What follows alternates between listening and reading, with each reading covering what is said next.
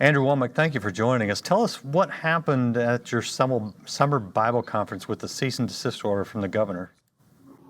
Well, Randy, we were holding our Summer Family Bible Conference, which is something we've done for probably 15 or 20 years.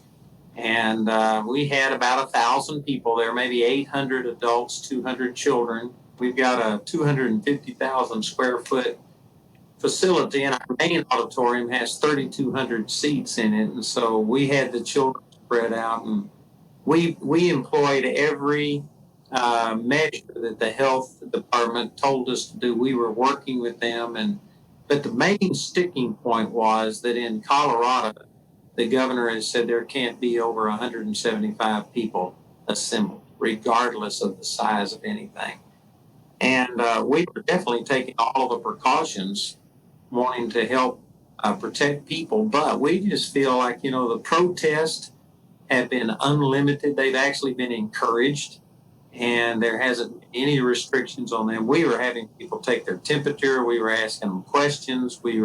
All of my staff was wearing masks. So we felt like that it was discriminatory to have the restriction on 175. So anyway, we went ahead and held a meeting, and on Thursday, which our meeting was over on Friday morning, and on Thursday they served us a cease and desist order and told us that we had to comply by 9 o'clock on Friday morning. And so to me, this is a First Amendment right. I'm, concerned about the virus and protecting people, but we took every precaution, more precautions certainly than what they've had at these protests, and yet they haven't restricted them at all. So I went ahead and we held the meeting. And so we had contacted Liberty Council, and Matt Staver and Richard Mast at Liberty Council have been working with us, and I'm not sure exactly where this is going yet. We are still working it out. They sent a letter to the Attorney General of Colorado, and it's still an ongoing thing. But to me, I just think that if I continue to close down every time they say something, it's like I'm giving up one of our constitutional rights for free assembly. And it specifically said that they would keep these orders in effect until there is a cure or a vaccination, which could be a year from now. Who knows? So that's the background of what happened. So did anything happen on the Friday when you held the meeting in defiance of the cease and desist order? No, and like I said, our meeting was over on Friday morning, so it was kind of too late for them to do anything. But then we had a musical performance on Saturday that they also told us. Basically, they just said that we have to cease and desist going forward, anything that's over 175 people. And we went ahead and held that musical performance on Saturday, and nobody showed up. So on Monday, we've sent them a letter, and they've come back to us on Tuesday, and we aren't sure exactly where this is going. Two questions for you. Number one, are you willing to face the consequences? I am. As far as First Amendment, I'm willing to stand up. I believe that the church is essential, even though it's been deemed non-essential. And, there's so many other effects that this is having on people beyond just getting sick. I mean, the suicide rate has gone through the roof, child violence, and on and on and on you could go. I've actually had one of my friends who's a missionary that says that there could be hundreds of millions of people die in third world countries because of the disruption of the food chain, some of them that live hand to mouth. So anyway, there's a lot of things besides just the virus. So on the First Amendment rights, I'm willing to stand. The only reservation I have is if something we do would actually cause a spike in the coronavirus, I don't want to put people in harm's way. So I'm doing everything that they've told us to do as far as dealing with that. We're even looking at a $100,000 air filtration system that we may be putting in. So there's a balance here. I don't know. I don't want to cause any damage to anyone, but at the same time, I think looking back at this, we're going to look back and see that we were too quick to do some of the things that we did. And once these liberties get taken away, I'm not sure they're coming back. And that's my second question, because you're not being reckless. You're not trying to be defiant. You're trying to be very careful, trying to respect the health of others, to go the second mile.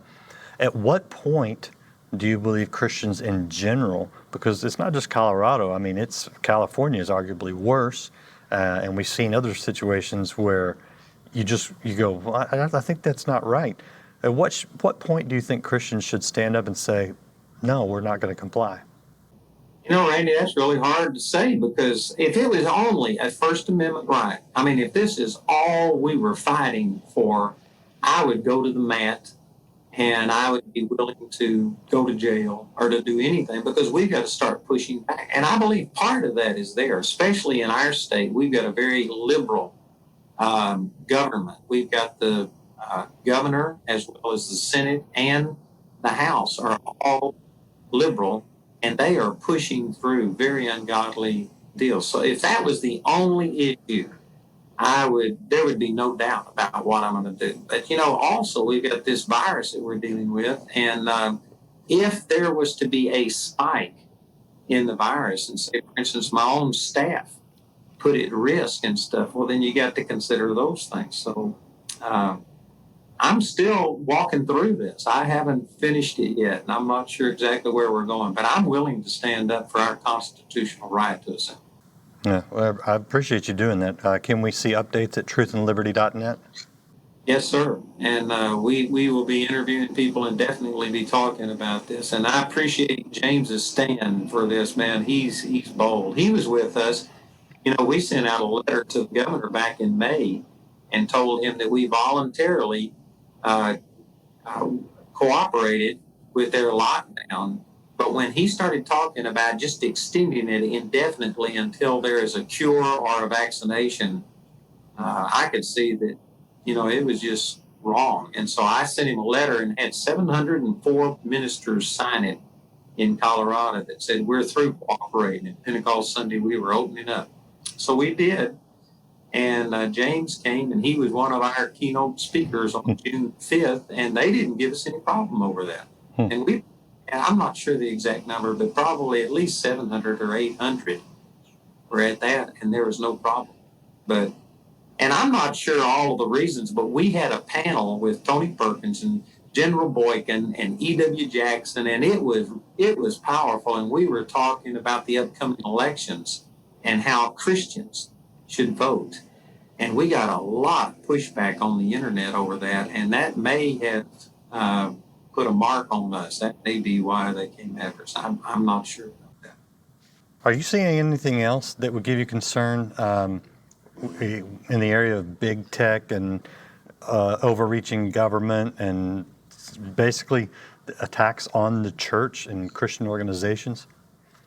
Well, there's a lot of conspiracy theories out there that this virus was actually manufactured, and I do know for sure that pallets of bricks don't show up at these protests accidentally. Somebody is organizing this.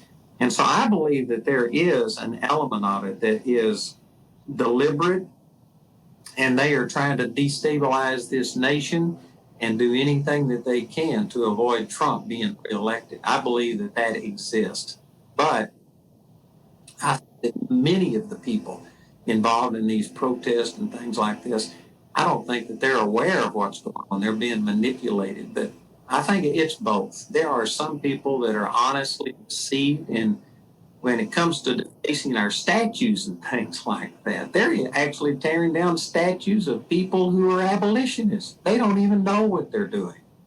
But I do believe that somebody behind it is organizing, and if nothing else, for sure Satan is doing it. This is a demonic attack on our nation. I think it's a serious time. Yeah.